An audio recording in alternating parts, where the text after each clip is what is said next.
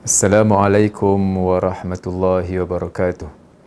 Alhamdulillahirabbil alamin wassalatu wassalamu ala asyrafil anbiya wal mursalin Sayyidina wa maulana Muhammad wa ala alihi wa ashabi ajma'in. InsyaAllah pada siri ini kita akan membincangkan tentang manusia yang bermasalah dengan Tuhan. Di mana dalam topik ini kita akan bincangkan peranan Tuhan dan membentuk-bentuk masalah manusia yang bermasalah dengan Tuhan. Tuan-tuan yang dirahmati Allah, bila kita bicarakan peranan Tuhan, Allah Ta'ala merupakan Tuhan yang mencipta dan menjadikan manusia dengan satu sistem yang boleh dikaji menerusi sains. Dan Allah Ta'ala tidak menjadikan manusia ini secara berterabur. Mesti mempunyai dengan suatu sistem yang sesuai dengan aturan alam ini. Sebagai contoh, ada manusia kenyang. Bila dia kenyang, dia mesti akhirnya akan berkumuh selepas dia makan. Begitu juga untuk lapar, bagi menghilangkan rasa lapar itu dia mesti makan. Begitu juga dengan perkara yang lainlah, dengan sakit, demam, hujan dan sebagainya, ini melalui sistem yang boleh dikaji melalui sains.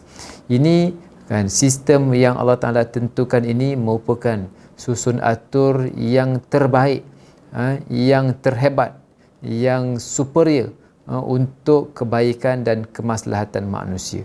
Kalaulah tiba-tiba manusia tak makan, tiba-tiba kenyang, tiba-tiba manusia ni lapar, tanpa ada sebab musabab yang tertentu, jadi susah alam ini.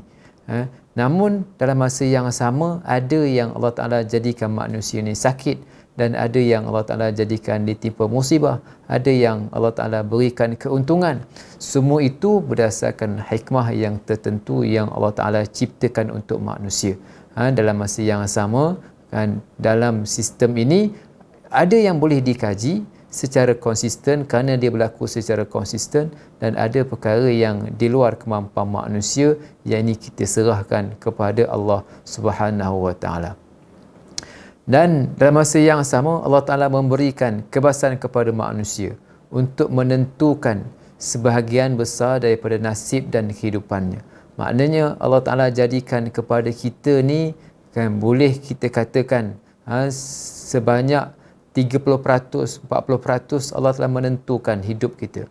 Menjadikan lelaki, menjadikan kita ni belajar, menjadikan kita ni anak kepada sipulan bin sipulan, mendapat anaknya, kita pun mendapat zuriat berapa orang. Semua ini Allah telah tentukan dari sudut kerangkanya.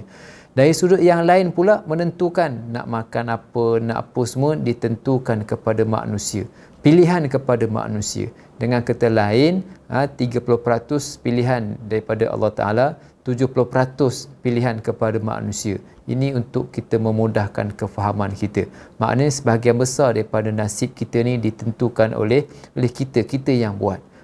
Manakala sebahagian lagi Allah Ta'ala yang menentukan. Walaupun kita yang buat, tetapi keseluruhannya di atas kuasa dan takdir dan berdasarkan kepada qudrat dan iradat Allah Subhanahu wa Ta'ala. Apapun nak ceritanya, alam ini Allah Ta'ala jadikan dan ada ruang kebebasan kepada manusia untuk memilih, untuk menentukan, dan bukan semua itu ditentukan semua sekali oleh Allah Subhanahu wa Ta'ala sehingga menjadi jabariyah, dan tidaklah semuanya ditentukan oleh manusia sehingga menjadi qadariyah, dan kita menjadi orang ahli sunnah wal jamaah. Kita buat tetapi tidak memberi bekas, dan kita diberikan peluang oleh Allah Subhanahu wa Ta'ala untuk memilih nasib dan memilih pilihan-pilihan itu terletak di tangan kita.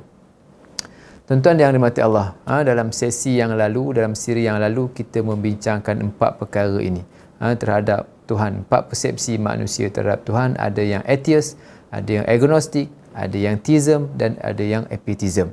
Jadi persoalan yang timbul kepada mereka ini ialah beberapa persoalan-persoalan yang menyebabkan manusia ni dilihat bermasalah dengan Tuhan. Ada 6 perkara punca kenapa manusia bermasalah dengan Tuhannya. Yang pertama, manusia mempunyai manhaj yang salah dalam memahami Tuhan. Yang kedua, manusia berasa Tuhan tidak berlaku adil kepada mereka. Yang ketiga, manusia terpengaruh dengan kehidupan dunia. Yang keempat, manusia menganggap agama sebagai sesuatu yang tidak logik. Dan yang kelima, manusia menuduh agama membawa keburukan. Ini antara punca manusia bermasalah dengan Tuhan. Kita pergi satu-satu. Yang pertama, manhaj yang salah. Manusia ni apabila mempunyai manhaj yang salah, dia akan membawa result dan output yang salah. Jadi mereka membuktikan sesuatu dengan pelbagai cara. Kita ni bila membuktikan sesuatu tak semestinya dengan satu sahaja, tetapi dengan pelbagai cara. Orang atheist, mereka ni mesti ataupun berfikir Tuhan mesti dilihat. Tak semesti kan. Bagi mereka kalau tidak dilihat itu tidak boleh percaya kepada apa yang didakwa. Ini sangat bermasalah. Ini manhaj yang salah dalam hidup kita. Kerana dalam badan kita tak jumpa, kita ni pun tak tahu apa mikroorganism yang terdapat dalam badan kita. Mungkin yang saintis jumpa itu mungkin banyak lagi yang belum dijumpai. Jangan kita rasa apa yang saintis jumpa dalam badan kita, jenis-jenis darah, mungkin satu masa nanti saintis akan berjumpa lebih banyak lagi dia punya hasil ataupun dia punya apa yang tersirat, apa yang tersurat dalam badan kita. Wallahu alam. Tapi kita yakin itu semua ada dalam badan kita, kan?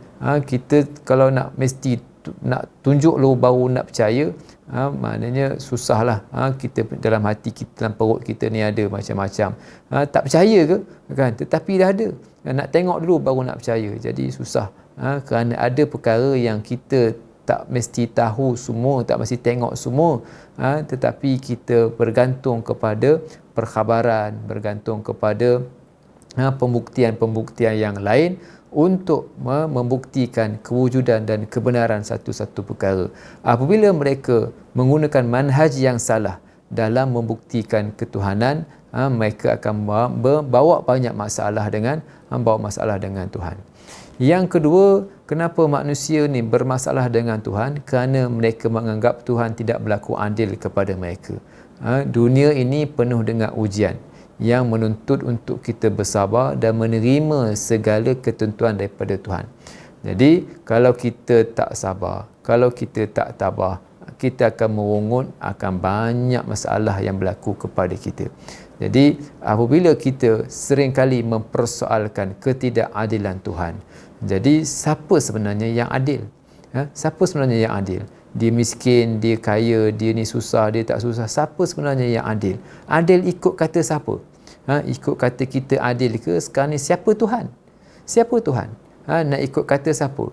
Jadi kan Tuhan tak berlaku adil itu sesuatu yang subjektif. Kerana tiada di atas muka bumi ni tuan-tuan, atas namanya makhluk kan, yang sempurna, ada yang tidak sempurna. Satu-satu perkara yang baik akan pasti ada dia punya perkara yang tak baik di sebaliknya. Kita berjaya, ada orang yang tak berjaya. Kita dapat nombor 1, ada orang dapat nombor 2. Kita banyak duit, ada orang sikit duit. Kalau semua orang banyak duit berlaku, lagi susah alam ini. Jadi untuk kita secara mudah menuduh Allah Ta'ala tak berlaku adil ini, itulah tidak adil sebenarnya. Yang akhirnya kita perlu untuk beriman dengan ketentuan qada dan qadar Allah Subhanahu Wa Ta'ala. Ketiga, kenapa manusia bermasalah dengan Tuhan? Kerana terpengaruh dengan kehidupan dunia ini. Manusia hanyut dengan kesenangan dunia, mereka hanyut dengan kehidupan mereka. Mereka hanyut dengan rumah, hanyut dengan isteri, hanyut dengan anak, hanyut sehingga melupakan Allah Subhanahu Wa Ta'ala. Tidak ingat kepada hari kiamat. Ini masalah besar dan Tuhan bagi mereka tidak membawa apa-apa erti dalam kehidupan. Kerana mereka meyakini apa yang mereka usahakan itulah yang hasil daripada sumbangan mereka, hasil daripada usaha mereka. Tuhan tiada jasa pada mereka. sedangkan Tuhan telah pun banyak memberikan kepada mereka. Mata kalau nak diberikan bil mata, diukur dia punya bil elektriknya, kan, dia punya power yang ada pada mata, berapa bil yang kita kena bayar, mulut yang kita kena bayar, telinga yang kita kena bayar, tak terbayar kita dengan Allah Subhanahu Wa Taala. Jadi bila kita sedar Tuhan telah banyak jasa pada kita, akhirnya kita insya-Allah akan ingat Allah Subhanahu Wa Taala. Yang keempat, agama tak logik. Ini juga salah satu daripada penyakit. Apabila melihat agama ni daripada kacamata logik ataupun tak logik. Ada perkara agama yang memang memerlukan kepada kita untuk taat dan patuh. Khususnya dalam perkara ibadat. Dalam perkara ibadat ni kita kena taat dan patuh. Dan ada dalam perkara-perkara di dalam soal kehidupan ini, dalam soal agama ni, kita cuba laksanakan sehingga kita menjadi bukti. Ini yang kita sebut bila Allah Ta'ala mengatakan dalam Al-Quran, Inna salata tanha al-fahsya'i wal munkar. Sembahyang dapat mencegah daripada fahsyak, daripada perkara keji dan mungkar. Bila kita pergi masjid, kasut hilang. Pernah tak tuan-tuan? Bila pergi masjid, kasut hilang. Allahu Akbar. Pergi masjid, kasut pula hilang. Ada yang motor hilang, ada yang banyak hilang. Jadi kita nak kata salah siapa? Kan? Jadi soalnya ialah ada manusia yang tak mahu diperbodohkan atas nama agama. Patutnya bila buat baik, Allah Ta'ala balaslah baik. Kenapa bila pergi masjid Allah Ta'ala balas dengan kasut hilang? Kan? Jadi mereka kata, kan, kita ni buat agama ni ada perkara agama yang tak logik, kan? Dan mereka tidak mahu diperbodohkan atas nama agama. Logik tak logik itu diukur dengan ukuran siapa? Kan? Bila diukur dengan ukuran akal sendiri, maka tak logik. Kita kena ukur dengan ukuran Allah Subhanahu Wa Taala. Kan, ada yang diberikan kepada manusia untuk berfikir dan dilogikkan, dan ada diberikan kepada manusia buat. InsyaAllah akan ada dia punya hikmahnya, dan kita perlu mencari hikmah berkenaan. Orang Islam perlu mencari hikmah berkenaan dan membuktikan kebenaran Islam kepada orang bukan Islam, tentang apa, tentang semayang, tentang puasa, tentang zakat, tentang hukum hakam, soal perkahwinan, soal harta pusaka, soal hudud, soal semua perkara ini ada hikmahnya. Kita cuba laksanakan dengan baik, insya-Allah Tuhan akan memberikan hikmahnya yang tersendiri. Cabarannya memang banyaklah, cabaran manusia, cabaran syaitan, cabaran iblis yang banyak, tak mahu tunduk kepada perintah Allah Subhanahu Wa Taala. Jadi mereka menganggap agama sebagai candu yang boleh menjadikan seseorang itu boleh menelan ketidakadilan walaupun pahit. Ini yang disebut dalam komunis. Dia kata agama candu kepada masyarakat. Apa maksud agama candu kepada masyarakat? Maksud agama candu kepada masyarakat ialah, tuan-tuan, bila diberikan kata-kata agama, orang semua tak dapat nak jawab. Bila diberikan agama, orang boleh terima. Bila disebutkan ini sedekah, ini pahala di sisi Allah Subhanahu Wa Taala, orang boleh redha je, kan? Ini semuanya candu, mereka kata. Agama ni tak ada pun, agama ni candu je. Ini maksud mereka lah. Bila diberikan agama, kan, agama itu hanyalah khayalan je, bukan sebenar pun, kan? Jadi agama ni candu yang menjadikan seseorang itu boleh menerima ketidakadilan, dan oleh kerana itu agama dipergunakan oleh orang yang tertentu, oleh kumpulan yang tertentu, diperkudakan oleh kumpulan yang tertentu. Yang ini setengah kumpulan selalu menganggap bahawa agama ni diperkudakan, agama ni ditunggang, kan? Sedangkan kita perlu menggunakan agama pada tempat yang betul. Sekiranya pada tempat yang betul, kalau kena pada siapa, nak buat macam mana, kan? Walau macam mana pun kita perlu untuk menerima hakikat manusia ni ada limitasinya. Tuan-tuan, kita ni tak dapat nak fikir semua perkara. Kalau orang buat dalam bidang PhD pun, dalam bidang sains, bukan satu bidang, berpuluh-puluh bidang dalam bidang sains. Dalam bidang agama, macam-macam bidang dalam bidang agama. Kalau PhD dalam huruf, PhD dalam satu bidang ni tak sama dengan bidang yang lain, bukan tahu semua perkara. Ada limitasi. kan. Jadi dalam masa yang sama kita menyedari hakikat bahawa dalam dunia ini tuan-tuan, banyak perkara yang kita terima tanpa kita rasionalkan, kita terima, tak sempat nak fikir. Termasuklah perkara agama, bukanlah bermakna kita ni berfikir ikut je agama tanpa logik tak logik, tetapi kita menyedari ada perkara yang logik dan ada perkara yang tak dapat nak dilogikkan, dan ada perkara yang kita cuba laksanakan, buktikan kebenaran kerana dia adalah perkara yang disebutkan dalam Al-Quran. Yang kelima tuan-tuan ialah agama membawa keburukan. Ada setengah orang menganggap bahawa agama ini sumber kepada pergaduhan, kerana agama telah pun menyumbang kepada perbezaan pandangan, perbezaan kepercayaan. Bila ada agama lah manusia berbeza pegangan hidup. Bila manusia ni berbeza kepercayaan pegangan hidup, apa yang berlaku? Mereka kata manusia ni bergaduh, manusia ni bermusuh, manusia ni berperang antara satu sama lain. Inilah disebut oleh salah satu daripada penulis ni, Charles Kimball, menulis When Religion Becomes Evil. Dia menulis tentang bagaimana agama menjadi jahat, menjadi iblis, kerana agama ini telah pun menyebabkan manusia bergaduh di antara satu sama lain. Kita tuan-tuan, agama ini bukan membawa kepada keburukan, malahan orang yang tak ada agama, yang katanya berperang-perang ni, yang Hiroshima dan Nagasaki yang sampai musnah dua bandar ni, ini ada unsur agama ke tak ada unsur agama? Sebab mereka kata yang berperang di Timur Tengah sebab agama. Betul ke sebab agama? Ke sebab sebahagiannya sebab kerana untuk memenuhi nafsu serakah kepada kuasa. Walaupun nampak ni peperangan kat Timur Tengah ni agama, tak, sebahagiannya adalah berperang disebabkan keinginan kepada kuasa, keinginan kepada kuasa ekonomi yang menyebabkan mereka berperang antara satu sama lain. Jadi agama bukanlah sebab, tetapi masalahnya orang yang menjadi punca kepada perkara berkenaan. Kenapa saya kata orang? Kerana kalau tak ada agama pun orang akan berperang juga. Dalam kes Hiroshima dan Nagasaki sebagai contoh, habis bom atom. Ini bukan sebab agama, ini sebabkan politik. Jadi kalau dikatakan semuanya sebab agama ni tak betul, tapi sebab orang yang tidak ikut agama. Bila manusia tidak ikut agama, maka akan mencetuskan kepada permusuhan, peperangan, dan juga kemusnahan kepada manusia. Memang ada, bila manusia beragama ada berperang. Zaman Rasulullah berperang. Berperang Rasulullah bukan Rasulullah ingin berperang, tetapi Rasulullah mempertahankan agama. Bila orang serang, kita peranglah. Bila orang serang kita, kita mempertahankan diri, kita peranglah. Bukan kita sengaja-ngaja untuk memulakan peperangan, tetapi peperangan lebih kepada untuk mempertahankan diri. Jadi inilah perkara-perkara yang membawa kepada masalah manusia dalam agama.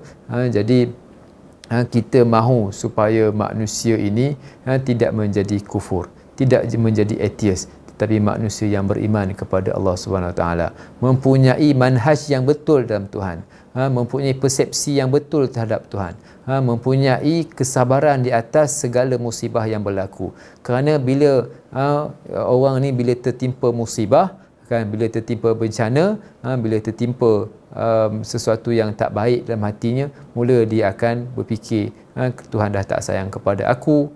Mungkin dia berfikir, kenapa aku yang dizalimi oleh Tuhan, kenapa Tuhan tu tidak adil, kenapa agama ni membawa kepada keburukan. Sebaliknya dia perlu berfikir, agamalah yang menyelamatkan dia, agamalah yang membawa kepada kehebatan kepada dia, dan agamalah yang membawa kepada kesabaran, ketabahan dalam hati dia.